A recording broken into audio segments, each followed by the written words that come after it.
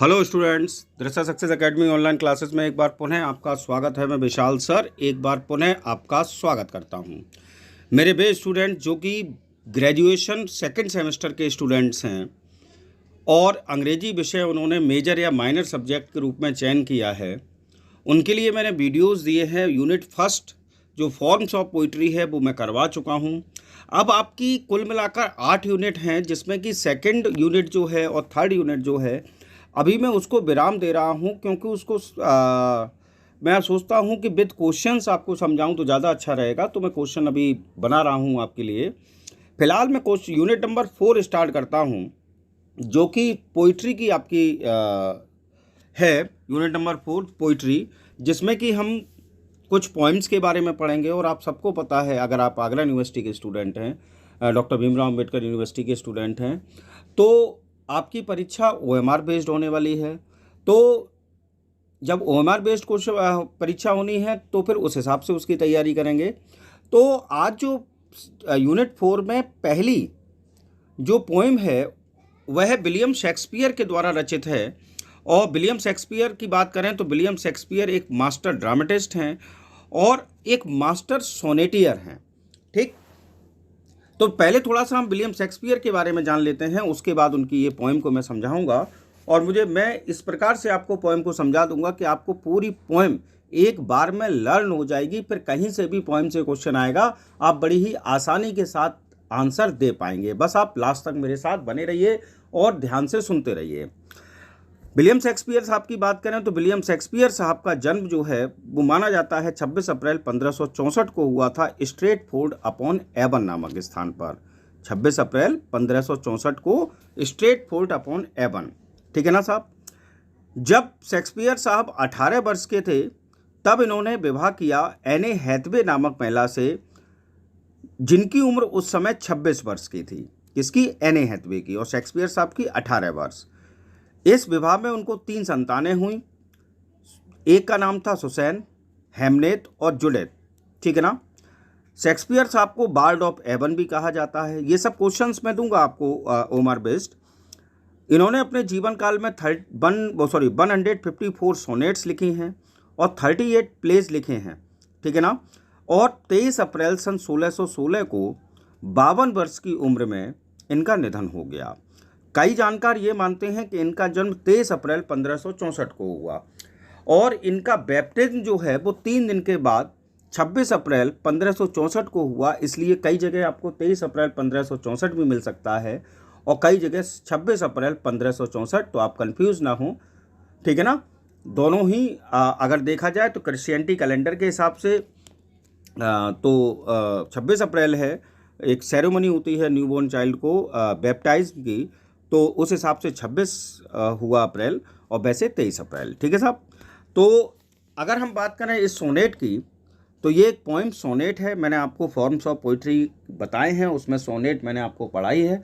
अगर आप पहली बार मेरे वीडियोस को देख रहे हों, अब तक आपने मेरे पिछले वीडियो सेकंड सेमेस्टर के नहीं देखे हैं, तो आप चैनल की प्लेलिस्ट में जाइए, वहाँ आप खोलेंगे सेकंड सेमेस्टर के नाम से एक पूरा आपका बना रखा है कॉलम। तो वहाँ आप खोलेंगे तो आपको वहाँ फर्स्ट यूनिट में फॉर्म्स ऑफ पोइट्री मिल जाएंगी। वहाँ आप समझ सकते हैं 14 लाइन की कविता सोनेट होती है। तो ये मैंने जैसा कहा कि जीवन काल में शेक्सपियर साहब ने कुल मिलाकर 154 सोनेट्स लिखी हैं और उन 154 सोनेट में ये जो सोनेट आपके सिलेबस में प्रेस्क्राइब्ड है उसका नंबर है 116।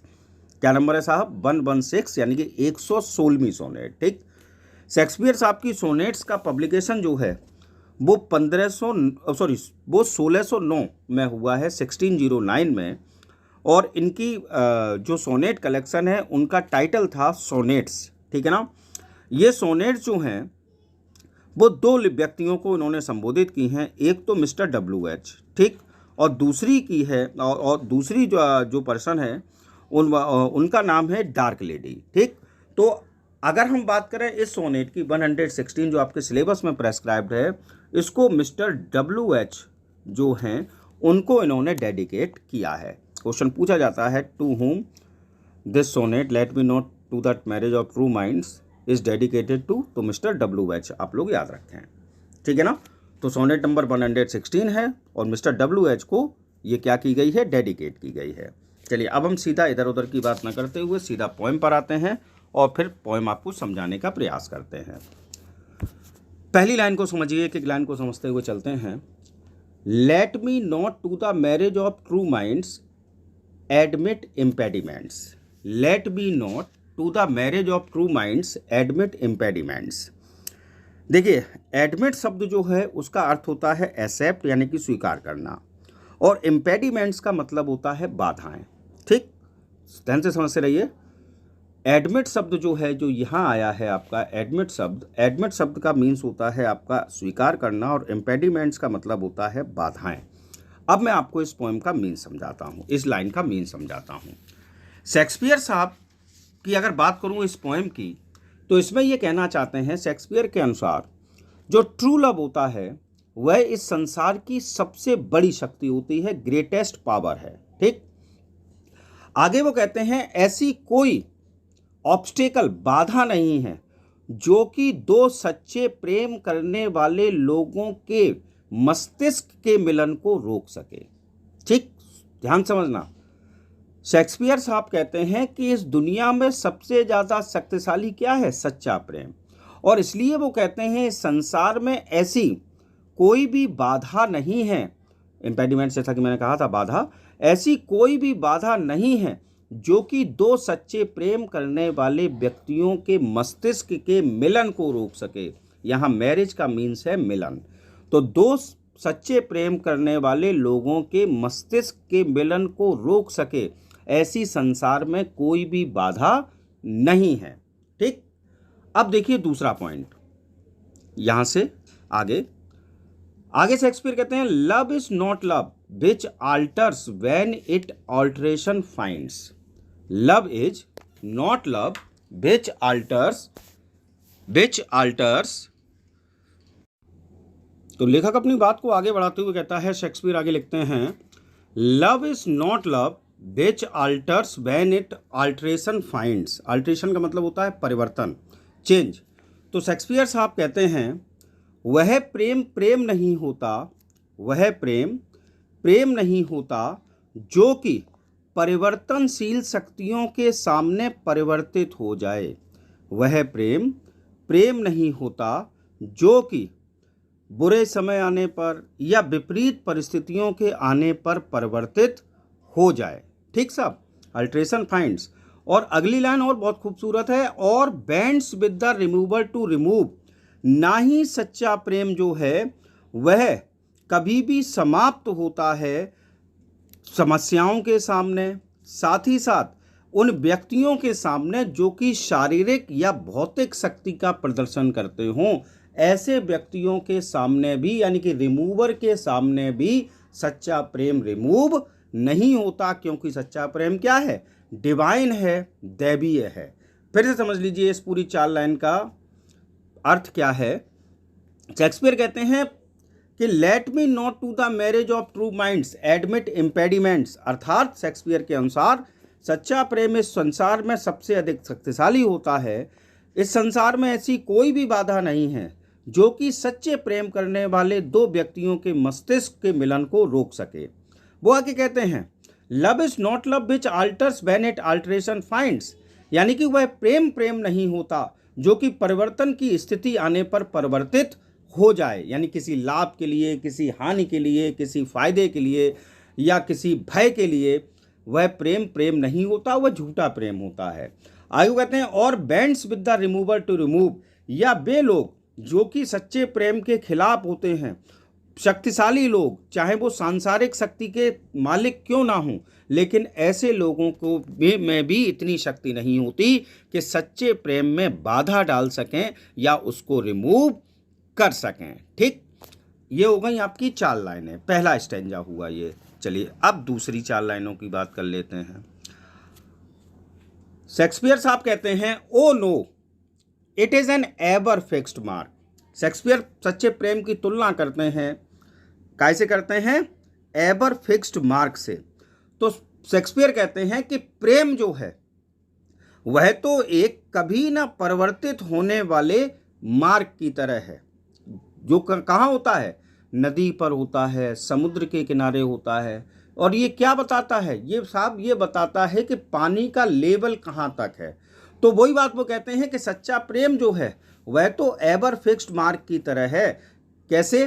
That looks on tempest and is never shaken. जब नदी में जल स्तर बढ़ता है, पानी का स्तर बढ़ता है, तो लोग जो हैं वो डर जाते हैं, क्योंकि पानी का स्तर बढ़ने पर बाढ़ की स्थिति आ जाती है। लेकिन उस पानी के स्तर को दर्शाने वाला मार्क जो है वो अपनी जगह पर स्थिर रहता है। पानी ऊपर या नीचे हो सकता है, ठीक, स्तर बढ़ सकता है, कम भी हो सकता है, लेकिन वह मार्क जो है वो एवर फिक्स्ड रहता है और नेवर शेकन, कभी भी अपने स्थान से विचलित नहीं होता। तो यही स्थिति सच्चे प्रेम की है कि समय परिवर्तनशील है, समय परिवर्तित हो सकता है, विपरीत परिस्थितियां आ सकती हैं, लेकिन सच्चा प्रेम कभी भी शेकन नहीं होता। आगे लेखक की लाइन कहता है, it is the star to every wandering bark. लेखक कहता है सच्चा प्रेम जो है ना, यह तो आप ये कह सकते हैं कि फर्म है, दृढ़ है, अनशेकन है, जीवन की सभी समस्याओं का सामना करता है, जैसे कि एवर फिक्स्ड मार्क करता है। ठीक किस प्रकार से? It is the star to every wandering bark. रात के समय जब समुद्र में जहाज चलते थे, अब शेक्सपियर के समय की बात करें तो रडार नहीं था और चीजें नहीं थी, तो बड़े समुद्र अथाह सागर में मार्ग कैसे पता लगे कि उनका जो जहाज है वो सही मार्ग पर चल रहा है? तो वो रात के समय ध्रुव तारा, ठीक, ध्रुव तारे को देखते थे और ध्रुव तारे से अंदाज लगाते थे कि वह सही डायरेक्शन में जा रहे हैं या नहीं जा रहे। तो लेखक कहता है, it is the star to every wandering bark. हर सच्चा प्रेम जो होता है वह प्रत्येक, जिस प्रकार से आपका पोल स्टार प्रत्येक भटके हुए जहाज को सही मार्ग दिखाने का कार्य करता है, सच्चा प्रेम भी मनुष्य के जीवन में, भटके हुए मनुष्य के जीवन में सही मार्ग दिखाने का कार्य करता है। तो it is the star to every wandering bark. 8th line यानी कि स्टेंजा की लास्ट लाइन है, whose birth is unknown although his height to be taken. Although his height to be taken, यानी कि सच्चा प्रेम जो होता है इसकी बर्थ इज अननोन, यानी कि आप कह सकते हैं कि पोल स्टार की ऊंचाई को मापा जा सकता है। समुद्र के किनारे जो लाइट हाउस होते हैं जो कि ये दिखाते हैं कि अब आपका कोई बंदरगाह आ गया है तो यहाँ आपको रुकना है, तो इसकी लंबाई को नापा जा सकता है, ठीक है ना। लेकिन लेखक कहता है यह असंभव है कि इसकी लिमिटलेस इंपॉर्टेंस को मापा जाए, ये संभव है ही नहीं।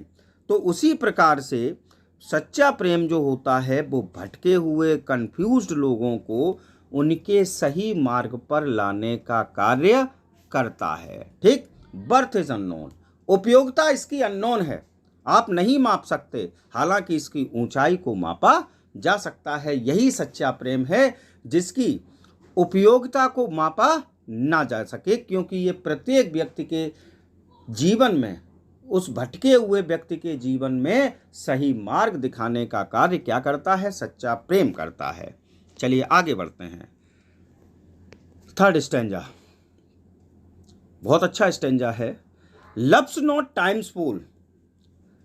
इस संसार में सभी चीजें जो हैं, शेक्सपियर कहते हैं सभी चीजें जो हैं वो समय की गुलाम है।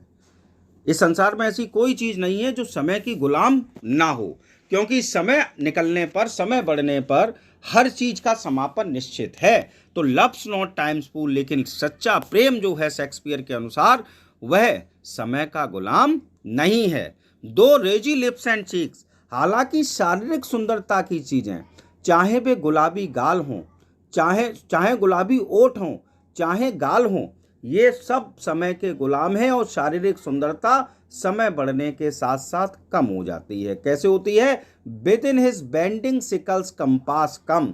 जैसे ही शारीरिक सुंदरता की चीजें समय के हाशिए पर आती हैं, समाप्त हो जाती हैं, लेकिन सच्चा प्रेम जो है वह समय का गुलाम नहीं है और ये कभी समाप्त नहीं होता है। ठीक, शारीरिक सुंदरता से मतलब आज व्यक्ति युवा है, सुंदर लग रहा है, जैसे जैसे उसकी उम्र बढ़ती जाएगी, समय व्यतीत होगा, कैसा हो जाएगा, अट्रैक्शन उसका कम होता चला जाएगा, ब्यूटी कम होती चली जाएगी, सुंदरता कम होती चली जाएगी। तो इसलिए शारीरिक सुंदरता है वो समय की गुलाम होती है, लेकिन प्रेम जो है वो समय का गुलाम नहीं होता। आगे की लाइन है, love alters not with his brief hours and weeks. प्रेम जो है ना, सच्चा प्रेम, ये घंटों या हफ्तों के लिए नहीं होता। सच्चा प्रेम संक्षिप्त घंटों और हफ्तों के लिए नहीं है, but bears it out even to the edge of Doom.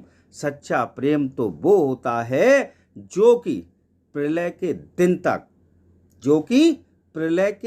तक जीवित रहता है। कब तक रहता है? एज ऑफ डूम, यानी कि प्रलय के दिन तक। ठीक, और इसको दूसरी भाषा में कहें तो हम कह सकते हैं the last day of the judgment को भी क्या कहा जाता है? Edge of doom. तो कयामत के दिन तक जो जीवित रहे वो क्या कहलाता है? सच्चा प्रेम कहलाता है। इसलिए इसको घंटों में, हफ्तों में, महीनों में, वर्षों में मापा नहीं जा सकता। लास्ट में 2 लाइन जिसको हम कहते हैं कपलेट।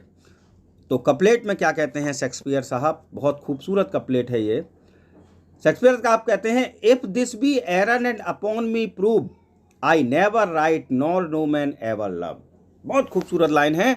शेक्सपियर साहब कहते हैं कि यदि if this be error and upon me proved, कि जो मैंने व्यूज ट्रू लव को लेकर दिए हैं, अगर मेरे व्यूज को कोई रॉन्ग साबित कर दे, साबित कर दे, तो शेक्सपियर जैसा महान लेखक कहता है कि अगर ये सिद्ध करके दिखा दे कि मैंने जो सच्चे प्रेम को लेकर बातें कही वो गलत हैं, तो आज के बाद मैं एक लाइन भी नहीं लिखूंगा। आज के बाद मैं कविता की एक लाइन नहीं लिखूंगा। क्या? No man has ever love truly in the world, के संसार में कोई भी ऐसा व्यक्ति नहीं है जिसने किसी से सच्चा प्रेम किया हो। अगर इस बात को कोई गलत साबित कर दे तो मैं कभी दोबारा से नहीं लिखूंगा। ठीक, तो इस प्रकार से इस पोएम में सच्चे प्रेम की क्वालिटीज को दर्शाया है शेक्सपियर साहब ने, और नाम इस पोएम का रखा है let me not to the marriage of true minds. ठीक, हालांकि आप ध्यान रखिएगा, सोनेट जो होती हैं उनको उनके नामों से नहीं बल्कि नंबर से याद करते हैं। तो 154 सोनेट्स में से इस सोनेट का नंबर है 116। आई होप आपको ये सोनेट समझ में आ गई होगी। अगर कोई समस्या आए, कोई प्रॉब्लम आए, तो प्लीज़ कमेंट बॉक्स में ज़रूर बताएं, और यदि आपको अच्छी लगी हो तो वो भी कमेंट बॉक्स में बताएं। मेरे वीडियो को लास्ट तक देखने के लिए धन्यवाद। अगर आपने मेरा चैनल अब तक सब्सक्राइब नहीं किया है तो चैनल को सब्सक्राइब करें। सब्सक्राइब करते समय बेल आइकन बटन जरूर दबाएं। Thanks for watching. जय हिंद, जय